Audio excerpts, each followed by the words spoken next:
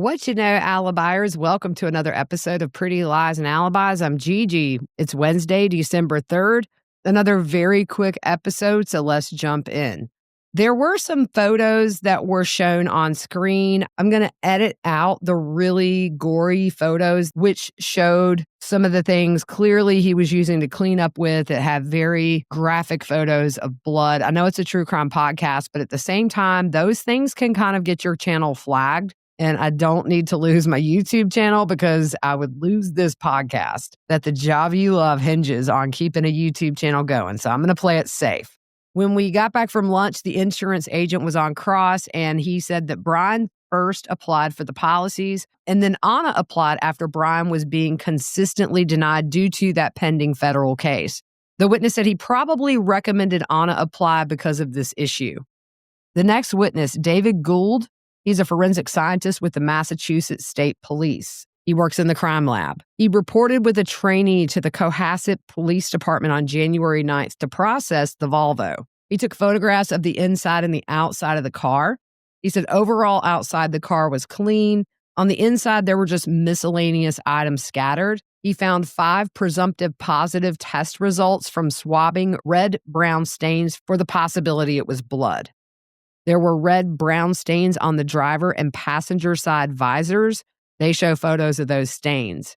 He found 2 gloves on the passenger side floor, 2 in the passenger door pocket. Those were in a Ziploc, and then 16 gloves in the center console, as well as some Band-Aids. If you guys hear purring, my cat is in my lap and very close to the mic. That afternoon, he did a blood screening test to see if anything from the presumptive test tested positive. It doesn't confirm that it's actually blood, but a color test can indicate additional testing would be needed. He says that cauliflower and beans can also test positive for blood due to their chemical makeup. So there were 5 positive results. The driver's side seat control, the second row passenger side doormat, the backside of the third row passenger side seat, and he said that seat was folded down. Also, a second row passenger side floor mat, and then 2 areas on the rear trunk mat. He went back to the lab to submit that evidence. He also analyzed items from the dumpster, and they go through all the bags and what they had. The first bag had green boots, a black jacket with red-brown stains, and there was a bracelet in the pocket, a black purse, a black wallet, a pair of headphones, a pair of socks, and then a pair of Volkswagen keys. In the second bag, there were 2 towels with red-brown stains, tissue with stains, tape with red-brown stained gauze, and wipes. The third bag, there was a white bathrobe with red-brown stains. In another bag, there were 2 pairs of slippers, one of which was a dark gray pair, which had some trace evidence that looked to be hair, which also had red-brown stains. There was a watch, loose hairs with red-brown stains, wipes, and a sponge with a wipe stuffed into it. Another bag had part of a rug with red-brown stains as well as a Tyvek suit. In another bag, there was a hand towel as well as more pieces of a rug with similar red-brown staining, plus a white Tyvek suit and safety goggles. In another bag, there was a large tarp that was taped together. There were other items in these bags, but they didn't specifically go through them. He said there was also apparent tissue discovered within the garbage, meaning material that potentially had human skin on it. There were hydrogen peroxide in bags from Lowe's in another trash bag. There was a hammer, wire snips, a hatchet, and a hacksaw that had red-brown stains. They bring in evidence bags, but they don't open them.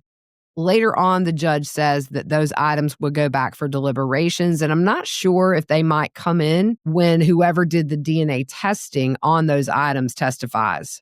On cross, the defense asked, is it possible some of this evidence that was taken out of the dumpster had first been in a trash compactor and then put in the dumpster and the witness doesn't know? When you're handling the evidence, you take care to not let things touch so there's no cross-contamination, and the witness says yes. In collecting this evidence, is it fair to say there is no way to know before your exam began if anything touched? He says correct. The defense asked if enclosed items can be cross-contaminated. The witness said it's possible. If there's hairs on the slippers, it could be they were transferred and not originally there. Yes. You can't say how any of the red-brown stains came to be on these items. No. And the last question by the defense, it could be that some stains weren't originally on some items at the time it was placed in the bag, and the witness says that's correct. That was it for testimony today.